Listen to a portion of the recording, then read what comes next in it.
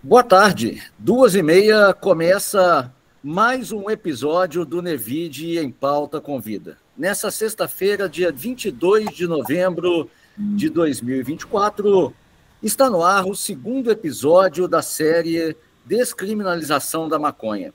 Mais uma iniciativa que une jornalismo e ciência com o objetivo de dialogar com você, ouvinte e espectador, sobre produção de conhecimentos e suas contribuições para os múltiplos cenários. Eu sou Ricardo Bedendo, professor da Faculdade de Comunicação da UFJF e pesquisador do Nevide. Esse podcast é uma iniciativa do Núcleo de Estudos em Políticas de Drogas, Violência e Direitos Humanos, do Programa de Pós-Graduação em Ciências Sociais e do Mestrado Profissional em Sociologia da UFJF. Com o crescimento desse trabalho, o Nevide em Pauta com Vida se transforma agora também em projeto de extensão e interface com a pesquisa, após ser aprovado no edital da Pró-Reitoria de Extensão da UFJF. E com mais essa conquista, temos um reforço na nossa equipe. Os voluntários de graduação, Tiago Cesário, Sara Luísa Rocha, do curso de jornalismo, o Elias Augusto Gomide, do curso de RTVI, e a Mariana Afonso Nobre, do curso de cinema e audiovisual. Um timaço que nos ajuda em todo o processo de produção.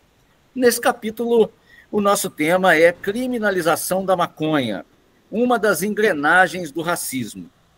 A nossa convidada para abordar esse assunto é a minha ex-aluna, Luana Alencar, doutora em Informação e Comunicação em Saúde pela Fundação Oswaldo Cruz, mestra em Comunicação Social pela Universidade Federal de Juiz de Fora, graduada em jornalismo pela mesma universidade. Luana é também psicanalista e atual coordenadora da Raros Saúde Mental, Escola e Clínica de Psicanálise. Estudou 6 meses na Universidade de la República, a UDELAR, em Montevidéu, no Uruguai, na Faculdade de Humanidades. Bom, Luana, muito boa tarde para você, boa tarde também aos voluntários aqui de graduação que estão aqui com a gente, como eu já mencionei, por enquanto o Elias e a Sara. É um prazer receber você aqui, Luana, no Nevide em Pauta com Vida, revê-la, agora doutora, e óbvio, né, que para a gente começar o nosso papo, eu vou te perguntar aí como é que surgiu a sua relação de pesquisa com esse tema, Luana. Boa tarde, Bedendo, boa tarde a todos e todas que estão nos ouvindo. É um prazer estar aqui 10 anos depois, né? A gente estava conversando. Em 2014 eu defendi a minha monografia. O Bedendo, ele estava na banca, né? E o tempo passa muito rápido, já se passaram 10 anos e aqui estamos, e é um prazer revê-los. Bom, sou cria da Facom, né? Como a gente já falou, eu fiz a minha graduação e o meu mestrado aí, na Facom, e depois que fui para a Fiocruz. Não sou a primeira, temos a Stephanie Souza e o Alan Gouveia, que também foram estudar no mesmo programa, né? Comunicação, informação e comunicação em saúde. A minha relação com as drogas, eu brinco, a minha relação com as drogas, surge com o meu avô. Eu conheci meu avô tardiamente, né? Depois houve um reencontro entre ele e minha mãe, eu tinha 7 anos. Meu avô era muito preocupado com a nossa educação. Mas ele era um tipo de educador na base, assim, do medo, sabe? Então, ele trazia jornais, trazia revistas, trazia livros pra gente. E ele me deu um livro chamado Tudo sobre a Cocaína. Comecei a ler esse livro, me interessei pelo tema. E a partir daí fui estudando. E lá na minha cidade, que antes de ir para a faculdade, a cidade que eu morava, havia muito uso, ainda há, né? Cidade pequena, assim, não tem tanto lazer, não tem cinema, não tem nada. Então, o pessoal vai para a praça usar droga. E comecei a perceber o meu entorno e, junto com aquele livro, falei com o meu orientador na época, o Éden, tem possibilidade de eu falar sobre drogas na minha monografia? Alguma coisa assim, e mostrei o livro. Conseguimos, né, fazer um trabalho legal. que foi um trabalho de que eu mapeei desde que a primeira vez que a palavra cocaína surgiu na Folha de São Paulo, 1933, até na época 2013. Só que a gente pegou picos, né, de veiculação, que são um período muito grande, né? E a gente percebeu que o tratamento era dado de acordo com a classe social. Então, Maria do Pó era uma traficante da periferia, mas o senador, o governador tal, foi pego com quilos e quilos de cocaína. Esse foi um dos resultados.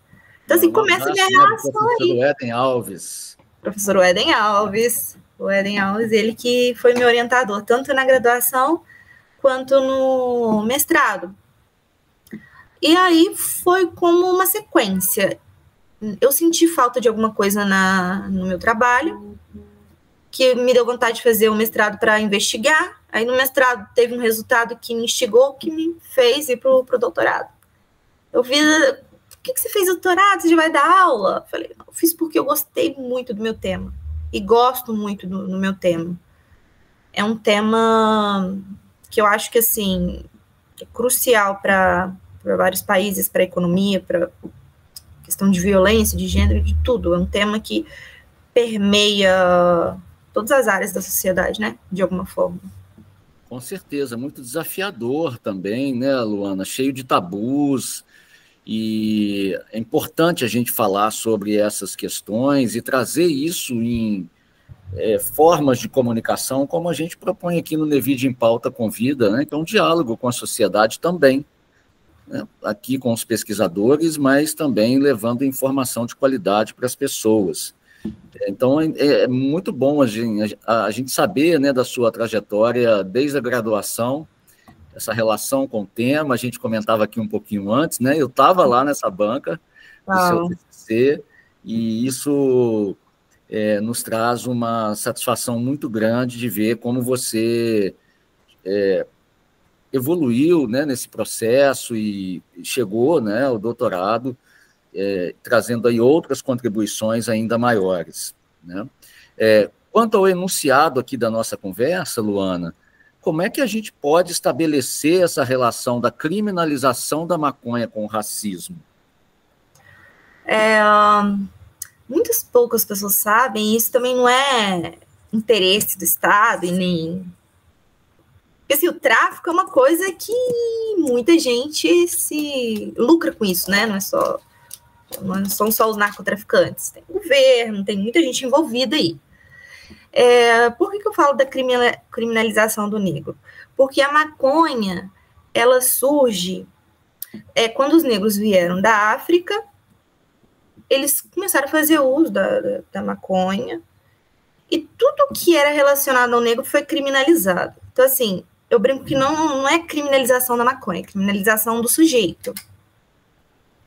Porque se eu tô numa festa e tá alguém com um cigarro de maconha, uma festa, o show do Caetano Veloso, eu fui e senti cheiro de maconha assim no ar. Não tinha vários policiais ali, ok. Por que eu falo da criminalização do negro? Porque poucas pessoas sabem do histórico, né? A própria Folha de São Paulo, ela chega a denominar, na época, a maconha como veneno africano. Veneno africano. Só que um pouco antes disso, tinha também, antes dela ser criminalizada aqui no Brasil, e antes de todo o processo de criminalização acontecer, de drogas, a maconha ela foi criminalizada bem antes no Brasil do que em outros lugares, e do que da Convenção de 1912 de Haia, que houve aquele proibicionismo mesmo, foi bem antes. Justamente por essa criminalização do negro, que veio junto com a capoeira, no mesmo decreto, tem um decreto aqui para ler, criminalização da capoeira e do samba, porque quem tocava samba era relacionado, os policiais ali tinham como crime de vadiagem. Logo o samba, né, assim, que faz tanto parte da nossa cultura, ali no Rio de Janeiro, as escolas de samba, que hoje dão lucro, né, e faz parte da nossa cultura, foi criminalizado, poucas pessoas sabem disso. Então, não se criminalizou porque a maconha ela tem um grau de periculosidade alto. Não, tem até um gráfico na minha tese que mostra a relação de periculosidade, adicção, de droga a droga. E a maconha está longe de ser o veneno, né, africano. É muito interessante essa notícia. Deixa eu ver se eu consigo achar aqui. E depois eu vou pedir para eu compartilhar. Assim, nessa época... Pode ficar à vontade, Luana, para você compartilhar aí. Nessa época, antes da Lei Áurea, ele chamava Pito do Pango, que já tem um cunho super racista, né? Fumo de Angola, veneno africano, mesmo maconha, né? Mas, assim, o uso da maconha é milenar. E, assim, choquem-se. A Bíblia fala da maconha, do cânhamo, que ali no Velho Testamento havia os incensos, né, que o sacerdote preparava para purificar ali o local do tabernáculo, e tinha ali cânhamo, canela e mirra. Cânhamo não é nada mais, nada menos que o talo de uma das espécies de maconha. Sim, heresia, a maconha na Bíblia? Sim, como um incenso. E tá tudo bem, assim, né? Talvez choque alguns cristãos com qualquer heresia, mas pegar lá na Bíblia tá cânhamo, digita no Google, cânhamo, que é uma espécie de cannabis sativa. Então, assim, ela é milenar. Por isso que eu achei interessante esse título, né? É uma engrenagem de criminalização do negro, porque uma sociedade surgir e crescer tem sempre um bode expiatório, né? Então a gente tem que achar um culpado. Isso, assim, Freud explica e outros autores também. Luana, é interessante. Sim. É interessante perceber como você deu sequência a essa metodologia de estudo também, ao que parece aí, você relatando a sua pesquisa com a Folha de São Paulo, né? Você continua se pautando também, né, tendo a imprensa como uma pauta importante desse estudo, né, analisando esses conteúdos, discursos. Sim. Por aí? Sim, tem, sim. Talvez agora eu não digo que tenha tanta influência como a gente tinha na minha época de graduação, né? Que aí se colocou a mídia. A mídia é isso, a mídia é aquilo como se fosse uma coisa só. Mas eu continuo olhando, né, para algum veículo de comunicação, para algum material de comunicação. Por exemplo, né, na minha tese foram campanhas. Campanha é um modo de comunicação, né? Então, falando isso, eu vou ver se eu consigo mostrar aqui. Compartilhar aí com a gente. Compartilhar a imagem da Folha de São Paulo. O recorte da Folha de São Paulo. Esse daqui. Da Folha de São Paulo. Tela inteira. Pegou a Mariana Afonso Nobre aí também. Um abraço, Mariana, está com a gente. Luana, tudo bem? Aí, Luana. Seguimos. Vocês estão veneno vendo? Africano. Isso, o veneno africano. Está sendo vendida no Rio uma planta diabólica que leva ao sonho, à loucura e à morte. A gente sabe que isso... Esse recorte é de quando, Luana? Esse recorte é eu tenho a data aqui. Eu anotei porque depois da Covid, minha mente, com datas, ficou pior do que já era. Década de 30. Década de 30. Exato. Já tem quase 100 anos, hein? Sim, exatamente, década de 30. Quase um século. Quase um século, exatamente. Silvio Pito do Pango, década de 30, maconheiro vende, isso mesmo. Só para não errar aqui, para a gente falar a data certinha. Mas, assim, vejam, como foi descoberto na casa de correção um fumador de jamba do idioma, um dos idiomas africanos, uso da maconha entre os presos militares, as alucinações de um recluso. Aí fala, né? Mas assim, o mais interessante é nomes. Quando a gente nomeia, a gente acaba criando uma memória, né? É uma memória e isso fica africano, africano, africano, africano, africano. É uma planta africana, africano, africano, africano. Então, quando eu vejo um africano ou um negro, alguma coisa, aquilo já me causa um estranhamento, né? Não, isso está errado, essa pessoa é inferior, porque ela está vendendo uma planta diabólica, e tem a questão também religiosa, né? O diabólica, que leva ao sonho, a loucura e a morte. A gente vê que, gente, eu não conheço, não tem dados de uma pessoa que tenha overdose de maconha, que faça uso só da maconha que tenha overdose. Pode ser assim, que tenha misturado com outra droga, que a gente chama de poliusuário. Agora, só de maconha, a morte não é uma inverdade. Então, assim, está na Folha de São Paulo uma notícia que não tem respaldo na realidade, né? Assim como também não tem respaldo proibir capoeira, proibir samba na realidade, mas tem um respaldo político, social. Tem um desenho histórico aí de um racismo estrutural. Com certeza. Já, né, assim, de longa data, e a mídia como sendo um eixo estratégico desse sistema, ela cumpre um papel importante também na formação de identidades, Luana? Sim, na formação de... não sei de identidades, mas na formação de uma memória discursiva. Ela ajuda a criar uma memória discursiva. Sim, é uma expressão melhor. Ela vai ajudando a criar uma memória de que, maconha é droga, maconha é droga, maconha é droga, e né, porque segundo a OMS, droga é tudo que muda o funcionamento do teu corpo. Então, chocolate, café, deveria ser, né? Mas por que a maconha? Porque, assim, a maconha é porta de entrada. Não, não é. Eu fiz várias entrevistas e a maior porta de entrada é o álcool.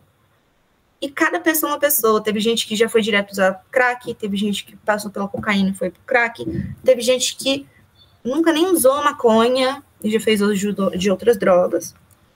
Aqui eu coloquei o decreto, tá vendo? Crimes contra a saúde pública. Aí já muda um pouquinho, né? Não é mais crime contra a moral, né? Uhum. Expor a venda ou ministrar substâncias venenosas. A maconha estava dentro dessas. Sem legítima autorização e sem as formalizações prescritas nos regulamentos sanitários. Pena, multa, eu não sei qual é a moeda da época. Mas aqui, ó, fazer nas ruas e praças públicas exercícios de agilidade e destreza corporal, que nada mais é que a capoeira, né? Pela denominação capoeiragem, andar em correrias com armas ou instrumento capaz de produzir uma lesão corporal, provocando tumulto ou desordens. Eu acho que eles estavam falando mais dos instrumentos musicais, porque ninguém vai... Berimbau, né? Ninguém vai estar ali no capoeiro com a arma na mão, né? Sim. Enfim. Mas eu queria também pegar outra, que antes disso... Aqui tá, nos Estados Unidos foi proibido, mas bem depois, por causa dos mexicanos. A mesma coisa, ó, Evil Mexican. Mesma coisa, demonizando a planta, né? Demonizando os mexicanos. E os mexicanos, planta mexicana do mal te torna louco. Quando você insere o mexicano e o africano, isso pra gente é muito significativo, porque você induz ali a dizer que são desses países que vem o mal. E o país é constituído de pessoas. Logo, os mexicanos e os negros, né, seriam essas pessoas do mal. Queria mostrar o cigarro. E essa memória fica. Fica. Estabelece culturalmente esse tipo de discurso, né? Sim, e se a pessoa não tiver uma cabeça de estudar, poxa, mas por que foi criminalizado? A pessoa que não conhece essa história, ela cai no social, não no social, mas no, como vou dizer, no que todo mundo pensa, assim, na maioria. Comum mesmo. Comum, Aqui já são cigarros índios. Esses cigarros índios foram um pouco antes. Isso aqui era vendido nas farmácias, ó, assim, cigarros índios, e eles eram à base de cannabis também. Aí era bom para para dor de cabeça, dor de dente, a tosse. Mais ou menos nessa ocasião também, Luana? Um pouco antes da maconha ser criminalizada. Um pouco antes, eu tenho até aqui a data. Peraí, um minutinho. É muito interessante a gente acompanhar esse movimento histórico, porque, de fato, isso ajuda a gente a compreender as questões mais importantes, fundamentais, que estão postas para nós hoje. Eu sempre falo muito isso, assim, sem a gente conhecer a história, fica difícil de você entender o presente e pensar qualquer perspectiva para o futuro, né? Exatamente. Eu vou dar um exemplo, a questão da história, que eu achei incrível. Tem algumas pessoas que têm uma separaçãozinha aqui no dente, geralmente pessoas negras. Tem uma parte da África e quanto maior essa separação, mais bela é a mulher, mais linda é ela, mais concorrida, né? Assim, quero casar com essa mulher. E aqui as pessoas veem como, não, usa um aparelho e tal. Mas aqui na cultura deles tem um valor e um significado outro, né? Por isso que eu gosto muito do Michel Foucault, que ele fala que o sujeito é fruto da sua história e do seu tempo. Porque impera em cada tempo um regime de verdade. Então, às vezes, assim, tem uma crítica também, que eu tenho uma crítica das pessoas falarem, Freud era machista, Luiz Gonzaga falava sobre criança casar, com a música Ela Só Pensa em Namorar. Uhum. Mas, como eu falo, há de se levar em consideração a época também, porque minha avó do interior de Ceará, ela se casou com 13 anos. Então, como a gente vai chamar Luiz Gonzaga de um pedófilo, vai tirar a música dele? Não, a gente tem que sempre também pensar na época, nos regimes de verdade que imperavam naquela época. Então, a gente estava lá numa época pós-escravidão, que ficou só no papel, né? O cigarro índio, ele é de 1895, então ele é anterior a essa proibição toda. E ele circulou em quais regiões? Você tem essa... Estava ali em francês, então, assim, no Brasil chegou. Em francês, provavelmente ali pela Europa, e chegou ao Brasil também. Então, já no século XIX. Já no século XIX. Aí, depois, no século XX, vem essa criminalização toda. Então, assim, só fazendo uma linha do tempo, que eu brinco, eu não sou linear, mas eu tô aprendendo. Bíblia, lá, né? Lá, muitos anos. Depois, cigarros índio, assim como a cocaína também foi usada como anestésico em algumas épocas. Depois, negros, criminalização. Não só, por isso que eu falo, não é da maconha, é da cultura negra. E eu digo culturas, né? Porque são plurais. Então, era o samba, a capoeira e a maconha. E houve um embranquecimento dessas três esferas. A gente hoje vê terreiros com pessoas brancas, a gente vê pessoas brancas usando a maconha e pessoas brancas cada vez mais em capoeiras, sendo mestre de capoeira.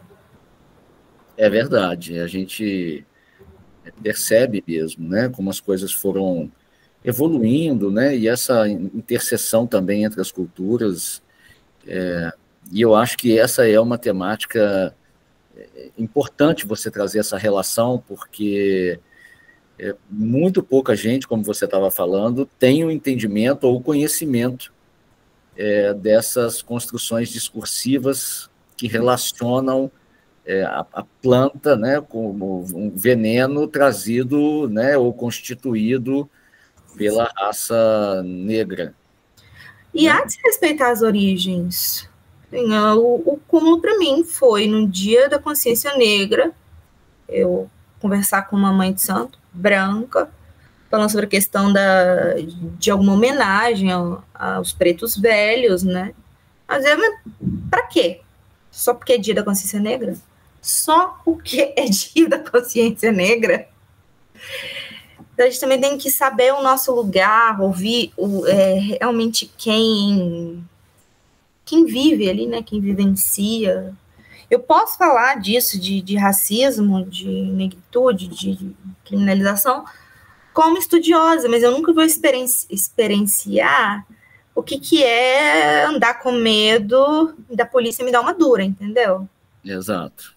E quando eu fui para o Uruguai, assim, um rapaz do samba, né, que toca cuíca, ele estava falando, Luana, a gente tem as mães lá em São Paulo para não receber dura. Por exemplo, se à noite eu pego um cachorro de uma vizinha e saio com o cachorrinho.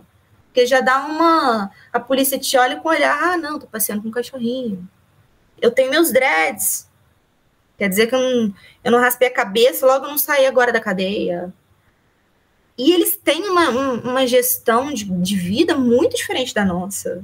Então, Luana, é nesse ponto que eu quero chegar aí com você. Você morou 6 meses no Uruguai, onde você deu sequência aos estudos da sua tese de doutorado, sobre a qual vamos falar daqui a pouco. Especificamente sobre essa questão da maconha. Você conseguiu perceber como esse tema é tratado por lá? E se a gente pode aprender algo com os nossos vizinhos? Nossos vizinhos, tinha que aprender muita coisa com os uruguaios. Primeira questão... Destaca mais. Acho que questão da segurança. E aí a segurança é um fator que também está nessa descriminalização da maconha. Questão do modo como tratar o outro, né? Não quer dizer que é melhor amigo, mas as questões das gentilezas, do não consumo, por exemplo. Lá, a casa que eu vivi, tinha um sino, era um relógio que ficava batendo, bam, levava um susto. Eu falei, de quem que é isso? Não, foi do meu avô. No Brasil, nos Estados Unidos, a gente tem essa cultura, não, vou trocar de móvel. Antigamente, eu não sei se você lembra, era mogno e cerejeira, ou branco. Hoje a gente tem uma gama de cores de móveis. E as pessoas trocam de móveis sempre. E lá não. Lá os móveis eram dos tios, ou dos avós, dos bisavós, porque não estragou. Então não tem essa cultura do, eu vou trocar porque é bonito. Todo mundo vive assim, bem, né? Razoavelmente bem, com pouco, com uma boa saúde, uma boa educação, uma boa segurança. Eu acho muito legal lá essa questão de não fomentar esse consumo. Claro que há lojas como Zara, como outras. Lá é controlado a venda. Tem essa cultura de compra, Black Friday. Não tem essa cultura de consumo assim. E a respeito da maconha, foi a primeira vez que eu senti cheiro de maconha e não tive medo. Porque quando sinto, tô andando na rua, eu olho se tem alguma polícia ao redor, se é alguém que tá fumando e ali é uma dura. Não, eu andava meia-noite caminhando, que eu sou muito noturna, caminhava. Sabe o que assim, como mulher, você ter essa situação de estar andando e não ter medo de ser estuprada, não ter medo de ser assaltada e sentir cheiro de maconha junto ali no entardecer, com pessoas idosas, tomando seu mate ou fumando sua maconha, ou jovens brincando ali na praia, tudo assim, numa comunhão, sabe? Claro que é um país também com pessoas mais idosas, também um pouco conservador, mas não é um conservadorismo extremo, é um conservadorismo de, eu não penso dessa forma. Ou, isso é um absurdo. Para aí, sabe? Não para em querer eliminar o outro. Foi a percepção que eu tive em Montevideo. E as pessoas podem consumir, Luana, nas ruas? Como é que funciona esse controle? Você pode perceber isso? Procurei saber. Turista não pode, gente. Turista não pode, por enquanto, comprar maconha lá. Você tem que fazer um cadastro nos Correios. Você tem que levar a certidão de que você está lá por algum tempo. Assim, se você vai morar residência temporária. E aí eles emitem um laudo dizendo que você pode comprar. E essa compra é feita na farmácia. Você vai na farmácia e você escolhe qual maconha você quer comprar. Então, você pode escolher a porcentagem de THC e CBD. E o tipo, se é cannabis sativa, cannabis índica, o que é muito legal, né? Assim, que para quem vai conhecendo seu próprio corpo, a pessoa fala, não, isso aqui não cai muito bem, esse tipo aqui não cai bem. E tive a oportunidade de ir no Museu da Maconha lá em Punta del Este. É bem bacana, assim, nível de confiança, eles me deixaram entrar, você paga uma taxa, aí tem as fotos de alguns políticos principais, e ali tinha uma estufa com algumas plantas. O cheiro é diferente, é um cheiro de flor, de planta mesmo. Muito bonita, muito bonita. Eu acho, assim, uma planta muito bonita. E fiquei sozinha lá, né, com as plantas. Depois entrei numa sala que me deu um choque muito grande. Começou uma sirene, eu levei um susto, aí tinha um corpo no chão. Aí tá assim, a cannabis pode salvar de overdose de heroína. Assim, lá é tido como uma estratégia de redução de danos para quem usa outras drogas, que aí sim tá na escala de periculosidade muito maior. Igual eu te falei, nunca vi ninguém morrer de overdose de maconha, só maconha. Poxa, Luana, que legal você falar isso, porque assim, você traz essa perspectiva do controle e da redução de danos, né? Redução de danos, lá é redução de danos. Totalmente. E a gente precisa avançar muito ainda nesse processo. Aí eu quero entrar aqui e pedir a sua opinião, obviamente, sobre o contexto brasileiro. Você que é uma estudiosa da área, assim, o STF, né, o Supremo Tribunal Federal, decidiu descriminalizar o porte para uso pessoal. Uhum. A quantidade, nesse caso, foi estipulada em 40 gramas ou 6 plantas fêmeas. No entanto, é importante a gente esclarecer também para as pessoas que o STF decidiu é que portar maconha para uso pessoal não será crime.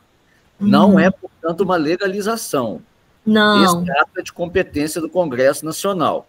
A pessoa vai continuar respondendo por ato ilícito na esfera administrativa. Ou seja, vai ter que assistir a aulas sobre drogas, prestar serviços comunitários ou outras medidas socioeducativas. Na sua opinião, Luana, o que é essa decisão? Você vê algum avanço nessa decisão para o cenário de políticas de drogas no Brasil? Avanço, sim, com certeza. O que acontece? Na lei de 2006, que, salvo engano, foi no governo Dilma ou Lula, um desses dois, teve um avanço de tratar a questão do uso problemático de drogas como saúde pública. Mas houve um retrocesso, que eu vou ler. Para determinar se a droga é para consumo pessoal, o juiz deve considerar a quantidade, o local. Aí eu te falo, o local. Se um jovem tá no morro com um cigarro e se a polícia tá num condomínio de Bacana e a pessoa tá lá com 40 ou mais gramas, qual local, a gente não vamos ser hipócritas, qual local vai estar dizendo que a pessoa é mais propícia a ser um traficante ou não? Então, assim, fica muito subjetivo e a gente sabe que a corda sempre arrebenta pelo lado mais fraco, porque a polícia entra no morro sem pedir licença aos moradores, mas ela não entra no condomínio da Barra lá, sem pedir licença, né? E as condições de apreensão, além de circunstâncias sociais e pessoais do acusado, circunstâncias sociais, ou seja, o pobre vai ser, o pobre usando, ele é um traficante ou ele está aliviando ele talvez uma semana de uma escala 6/1, porque tem gente que trabalha ou 7/7, e ali no condomínio não. Então, assim, ficou muito subjetivo e a gente sabe quem que paga o pato. A gente tem um exemplo que é o Rafael Braga. É um caso emblemático, ele foi pego com acho que 0,6 gramas de maconha, 6 gramas de maconha. 6 gramas de maconha e 9 de cocaína. E ele foi preso. Ele, salvo engano, estava preso até pouco tempo, mesmo com toda a mobilização. E a gente tem, nessa mesma época, o filho de uma desembargadora que bateu de carro e ele tinha vários quilos de maconha. Mas aí...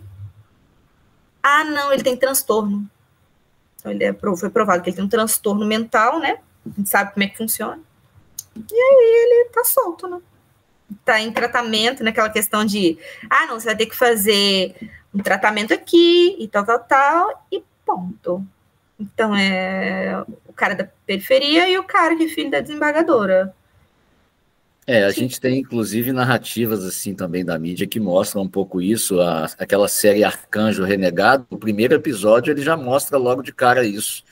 A Eu polícia, vi isso né, aí. ela invade o morro, o pessoal do morro, né, que está armado no confronto ali, é morto, e eles resgatam um filho de uma política que está lá, e esse filho ele é entregue para a mãe e nada acontece, assim.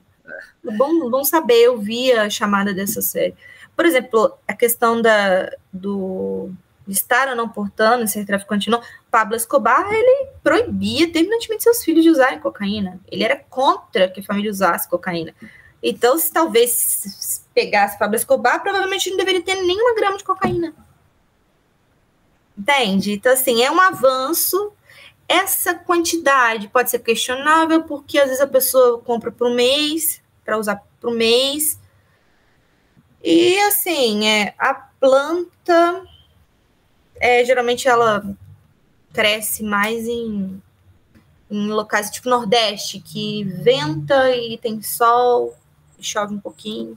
Mas é um avanço. Descriminalização é um grande avanço. Agora, eu não acredito que o critério racial, social, vai desaparecer assim, sabe? Da noite pro dia. Até porque é uma construção cultural. Mesmo com essa determinação. São anos e anos de luta. Anos e anos de luta. Eu fiz uma live sobre consciência negra, tiveram 3 pessoas.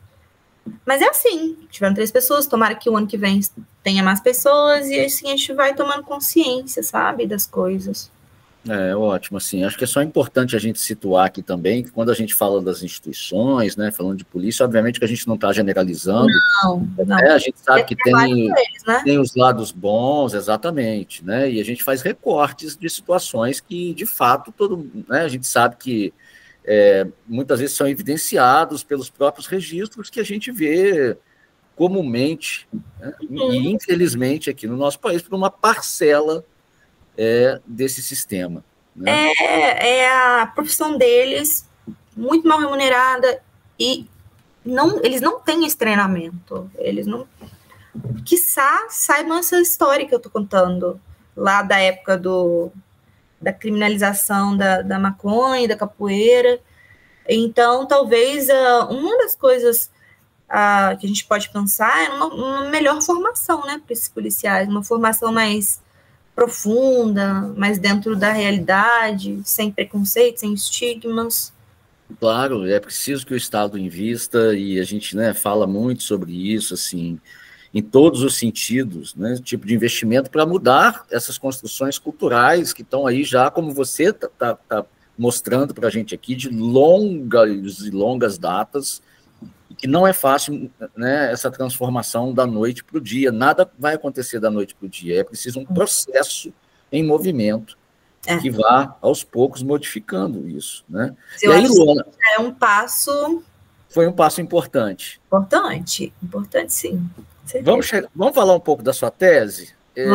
Eu vou situar aqui, né, a tese da Luana, abre aspas, usuárias de crack, campanhas e profissionais da saúde, os discursos das e sobre mulheres que fazem uso problemático de drogas.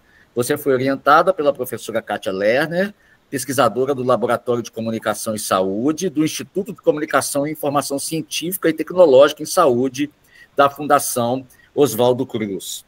Como é que foi essa pesquisa, Luana? E as contribuições para esse debate das drogas?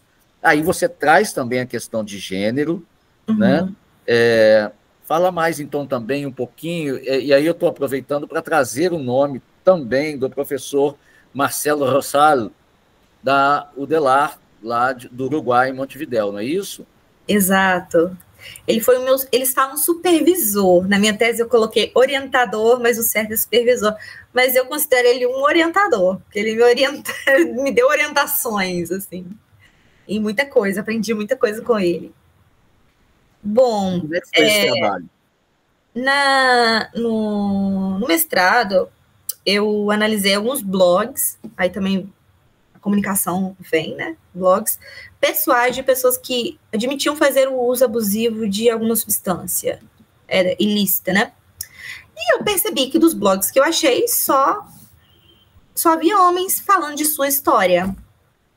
As mulheres apareciam assim: meu marido, meu companheiro, meu namorado, meu irmão, eu preciso de ajuda. Não, gente, existe mulheres usuárias, onde elas estão, né? E aí o que me moveu a fazer essa pesquisa é: onde estão as mulheres usuárias? E por que eu peguei o crack? Porque o crack é a nova maconha daquela época que eu falei. Que, vamos acabar com a Cracolândia. A Cracolândia é feita de quem? De pessoas. Como é que você vai acabar? E essas pessoas, elas vão sair dali, elas vão pra rua, simplesmente porque elas não têm casa. Então, elas vão para outro lugar e eles vão morar em outra Cracolândia. E, assim, isso não fica claro, óbvio, nem sempre é óbvio, né, para as instituições. Enfim. Aí, resolvi buscar essas mulheres. E Kátia fez parte da minha banca.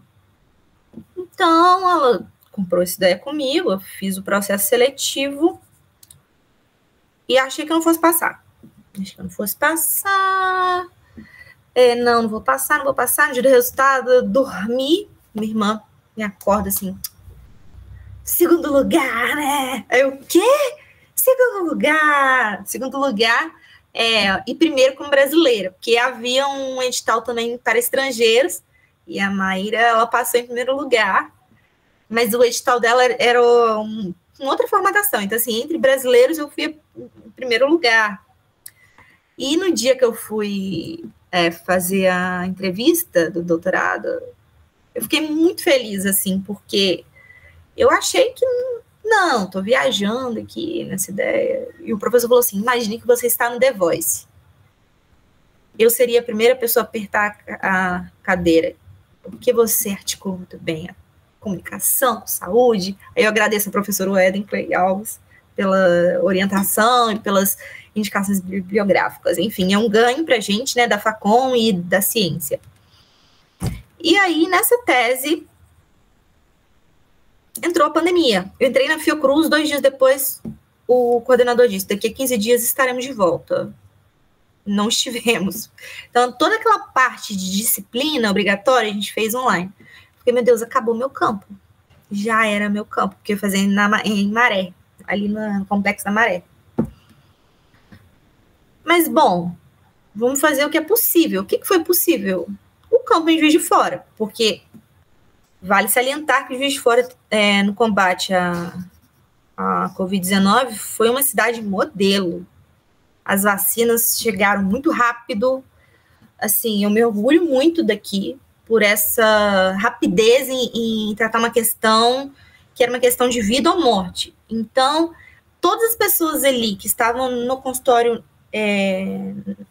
na rua, que é a política pública que trata pessoas em situação de rua, os atendidos estavam vacinados, e eu também. Então, o comitê de ética demorou 6 meses para liberar minha pesquisa. No início, eu fiquei assim, mas era um cuidado que eles tinham. Eles não podiam enviar uma pesquisadora a campo, podia colocar em risco aquelas pessoas que já estavam em situação de vulnerabilidade, ou eu também, pegar Covid, né? Enfim.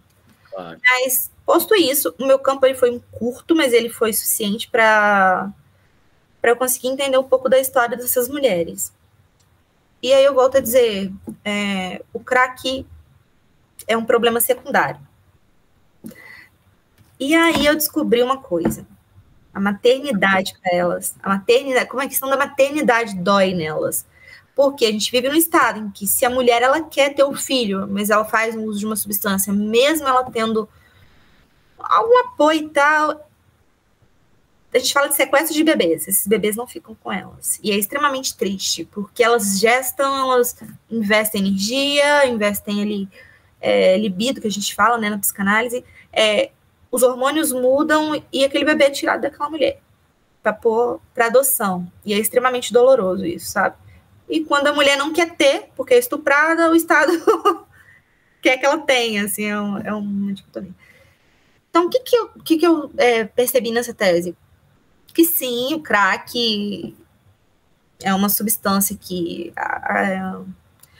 piora, assim, o estado de saúde delas, claro, com certeza, sem dúvida, porque tira a fome, então, assim, a questão da alimentação não é tão regulada, elas estão em situação de vulnerabilidade, onde elas foram estupradas por pessoas ali na rua, algumas falas, assim, como mulher, me pegaram muito. No início, eu não queria trabalhar com mulher trans, porque para mim a questão ia ser muito biológica. E os exames que elas vão fazer? Mas não. A maior queixa era de saúde mental. Saúde mental e família. Ou uma família desestruturada que levou aquela pessoa aí para a rua. Muitas delas, 90%, por causa de abuso de pai, padrasto, e a mãe não acredita. Se elas contando as histórias, eu falei, gente, eu também usaria. Sério mesmo. Porque, assim, são histórias escabrosas ao ponto de ter uma fala de uma mulher que disse, ao confessar que foi estuprado por um tio, que já é muito difícil falar, o pai vai e fala, melhor os de casa comerem do que os de fora. Desculpa a palavra. Aquilo, assim, bate e de uma forma muito forte para todo mundo. Agora, imagina com uma mulher. Muito, muito forte, realmente, você trazer esse depoimento, Luana. A gente está até aqui no Nevide em Pauta também fazendo uma série sobre saúde mental, e eu tenho ouvido muito dos pesquisadores e pesquisadoras que têm conversado com a gente essa importância do lugar de escuta, de ouvir as histórias das pessoas, para compreender, né, os pontos, momentos de sofrimento, e para se pensar também em políticas públicas. É preciso ter espaço e tempo para conversar com as pessoas e conhecê-las mais proximamente. E aí eu vou emendar a pergunta, porque, assim, você, além de jornalista, é psicanalista.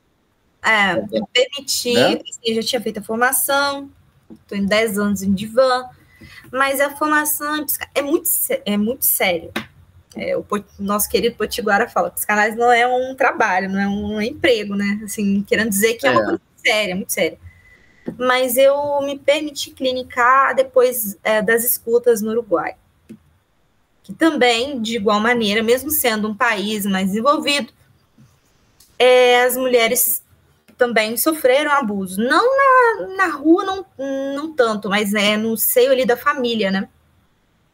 Porque, assim, na rua, elas têm uma proteção, porque lá a prostituição é legalizada. Então, tem um sindicato e a pessoa pode aposentar como prostituta. Ou profissional do sexo, talvez seja um nome melhor, né? Enfim, essa moralização de... Não existe. Então, assim, se ela tá ali, ela apanha, ela tem um sindicato ali para proteger ela, já que não acontece no Brasil. Não acontece no Brasil. Mas, voltando, o que você tinha me perguntado mesmo? Como é que essa sua formação como psicanalista também, ela contribui para esse processo? Muito, né? Porque me ajudou a ter uma escuta, e a ter uma escuta, primeiro, claro, a gente é afetado, óbvio que a gente não é robô, só que me permitiu não ficar naquela choração, naquela emoção, na pessoa falar alguma coisa que moralmente, socialmente é condenada, e o psicanalista não tem essa de moralismo, né? A gente escuta. Então, se chegar uma pessoa falando assim, caramba, eu transei com meu filho, eu não vou ficar, ai meu Deus, você transou. Não, eu tô no lugar de escuta. Eu tô ali escutando a história daquela pessoa. Isso me ajudou muito na escuta, porque eu tive esses feelings, assim, de perceber detalhes, que numa análise a gente vê, de não me envolver tanto emocionalmente, porque eu sou mulher. Você escutar que uma mulher, ela foi estuprada, ia falar mãe, pai e tal, não acolheu, dói. Ainda, assim, claro que sou uma mulher branca, de outra classe, mas continuo sendo mulher. E isso me ajudou muito, porque a análise do discurso já tinha me ajudado muito nessa escuta. A análise do discurso, em palavras pequenas, assim. A gente tem um caso, uma amiga, que ela fez uma pesquisa sobre HIV/AIDS, e a gente estava falando de ato falho, né? Falando de ato falho, e ela se culpava muito por ter contraído essa enfermidade e tal. E aí, em certo momento, ela falou assim: eu pequei AIDS. Então, assim, a análise, a gente vê esses detalhes que falam também, que é o que é a manifestação do inconsciente, né? Ali pela linguagem. Então, isso me ajudou muito. Tem me ajudado muito. Muito bom, assim, o seu relato traz para a gente uma perspectiva bem mais ampla da gente poder observar e compreender esses contextos, Luana. Bom, a gente está quase chegando no final da nossa conversa. Assim, só salientando. Se tivesse um abrigo que elas mais, assim, pedem, poxa, eu queria tanto um abrigo que eu pudesse ter meu filho aqui e ficar com meu filho aqui. Então, eu fico pensando, né?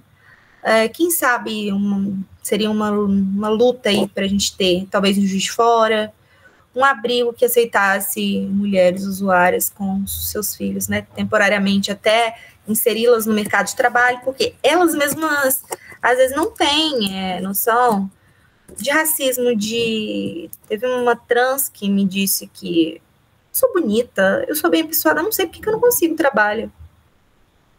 Por que eu não consigo trabalho? Eu não entendo. Às vezes elas mesmo não entendem esses processos de machismo, homofobia e tal. E a gente está aqui, enquanto cientistas, para apoiar essas minorias, né? Estudar, sim, e trazer resultado, porque pesquisa por pesquisa, ok, os resultados estão aqui. O que a gente pode fazer a partir dessa pesquisa, né? O que a gente pode pensar a partir dessa pesquisa? Eu acho que isso, sim, é fazer ciência. Com certeza, daí a importância também da gente ter iniciativas como aqui o Nevide em Pauta Convida, que a gente ajuda também a divulgar para a sociedade os resultados das nossas pesquisas, mostrar para as pessoas, né, abrir o diálogo e mostrar a importância da pesquisa para a construção das políticas públicas. Como a ciência ela é fundamental nesse processo. E, no seu caso, reforçando cada vez mais o quanto fundamental é ouvir as histórias, né, e conhecer a história. Acho que é o caso do jornalismo, né? Porque a gente, de certa forma, como jornalista, a gente escuta, né? Histórias. Claro. Né? Então, a sua formação ela também é interdisciplinar e as formações se complementam, né? Trazem contribuições uma à outra. Então, quer dizer, isso é muito interessante, e aí você vem com um trabalho tão fundamental e importante como esse. Bom, Luana, a gente está chegando aqui quase que já no final da nossa conversa, mas sempre temos um momento aqui no Nevide em Pauta Convida, que é o momento também de fazer com que os nossos convidados e convidadas busquem a gente falou um pouquinho de memória no começo, e eu vou falar aqui com você sobre memória afetiva. Uhum. Eu queria saber da Luana Alencar o que o seu coração diz sobre as suas referências. O que fez você chegar até aqui, Luana? Né, hoje doutora nessa área, pesquisadora, contribuindo com esse cenário das políticas públicas. Quais são as suas referências também de coração, podemos dizer assim? A gente estava falando disso ontem. As minhas referências de coração é a minha ancestralidade. Então, eu tive um avô e uma avó que moravam no interior do Ceará, em Saboeiro do Norte, em uma casa de tijolo batido. Não havia água, então, assim, os meus pais tinham que buscar água. Não tinha açougue, caça. Não havia luz, candeeiro. E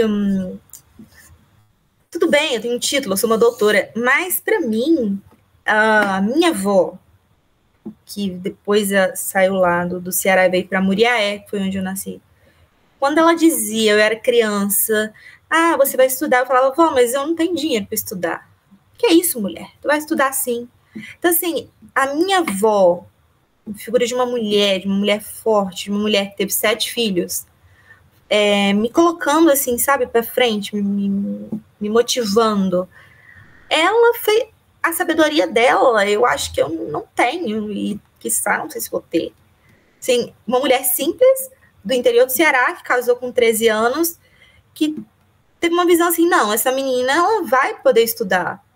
Mesmo que na época eu não conhecesse meu avô, que teve uma condição melhor, meu avô, ele era classe média alta, e quando ele me conhece, ele começa a investir nos meus estudos. E meu avô, outra referência, né? O meu segundo amor da minha vida, o primeiro é meu pai. E meu avô, ele fala, Luana, você tem que estudar, eu vou te ajudar. E um dia antes dele falecer, ele falou assim, vem cá, me chamou no canto. Bateu assim e falou assim, você vai longe, não tem preocupação nenhuma com você. Ele disse isso. E o meu pai, que é o amor da minha vida, meu pai e minha mãe, que eles falam aqui, eles não me dão parabéns, assim, parabéns pelo doutorado, mas eles chegam, a cidade inteira sabe, você que é a filha do fulano que fez doutorado. Eu falei, pai, que vergonha, você fica espalhando ele. Porque eu fiquei feliz, assim, e eles ficam me corujando. Então, a gente falando de povos originários, eu sou super grata à minha ancestralidade, ao povo nordestino, que é por parte de pai, e eu falo que eu sou mineirense, mineira de nascimento e cearense de coração, né, nordestino de coração. Então, as minhas memórias são essas, são os meus avós e os meus pais, que sem eles eu não faria uma pesquisa, eu não teria essa sensibilidade, principalmente sensibilidade. Meu pai, ele é muito sábio. Eu falo que é o homem com menos escolaridade e a pessoa mais culta e sábia que eu conheço. Então, assim, nos momentos mais difíceis, ele firma a cabeça, vambora, levanta e tal. Então, essas são as minhas memórias. E o cantinho lá da Facom antiga, que tinha lá os saguis, lembra? Oxa, como a gente lembra. Eu lembro daquele lugar ali, que a gente entra, entrando ali, passando o Banco do Brasil, o cheiro da Facom. Aquele, não sei explicar. É uma memória olfativa. E ali com os professores, encontrando ali nos corredores, o segundo andar, aquilo me traz memórias. Eu acho que a gente é feito de memórias e esses tijolinhos que foram colocados, né, para que eu fosse subindo e estivesse onde eu estou. Poxa vida, como é bom. Como é bom.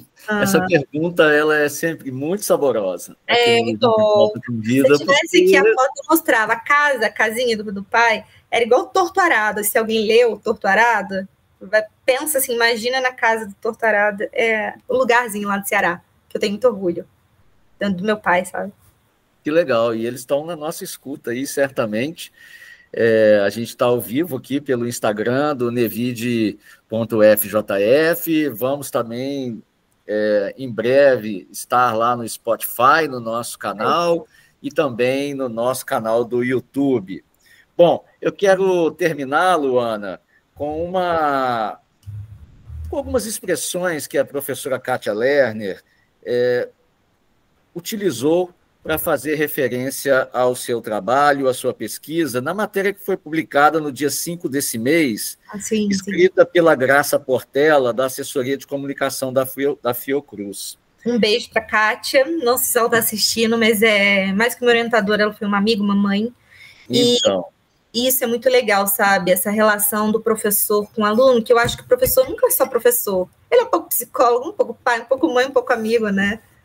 É verdade, não, com certeza, fica marcado, né, para sempre. E a professora Kátia, então, ela diz aqui, né, abre aspas, a Luana fez um trabalho de campo marcado pela extrema delicadeza e também coragem. Não é simples realizar trabalhos com grupos em situação de grande vulnerabilidade, com histórias de vida muito duras. Fecha aspas. Então, te dou os parabéns, Luana, pelo trabalho, pela pesquisa, por essa coragem e por essa delicadeza, e pelos ensinamentos que você compartilhou aqui conosco, e tenho certeza que trouxe uma grande contribuição e vai ficar registrado aqui no Nevide em Pauta Convida, esse nosso também reencontro, muito bom, eu estou muito feliz de ter essa oportunidade de conversar com você neste outro momento da vida, e a gente, né, perceber que o mundo dá voltas, e dá voltas muito boas, como essa que a gente está vivendo aqui agora. Então, te agradecer muito mais uma vez. Eu que agradeço a oportunidade, espero ter elucidado alguma coisa, trazido alguma coisa diferente para vocês, de conhecimento. E também gostaria de encorajar, né, os bolsistas, vocês que estão estudando. Gente, vale a pena, por mais que, assim, passamos por um péssimo governo que desvalorizou muito a educação, vale muito a pena. É uma coisa muito gratificante você escutar o outro, nem que seja escutar, porque às vezes só de você escutar o outro, você muda a vida de alguém sem saber. Então, a ciência depende muito da gente. Valeu, então.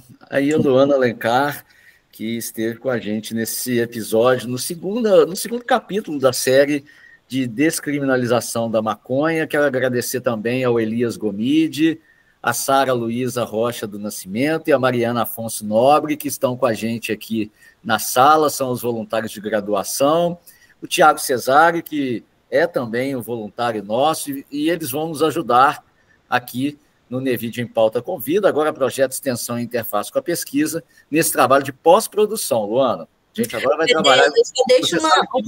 Deixa uma foto aqui, só a última foto, que eu falo demais. Eu vou pedir ao Elias, a Sara e a Mariana, se eles tiverem a possibilidade aí de abrir as câmeras, para a gente poder fazer uma foto aqui juntos. Vamos, deixa eu só mostrar essa foto. Eu falo que sonhar é possível. Esse é um dos meus sonhos, olha. Foi um dos meus sonhos que eu realizei.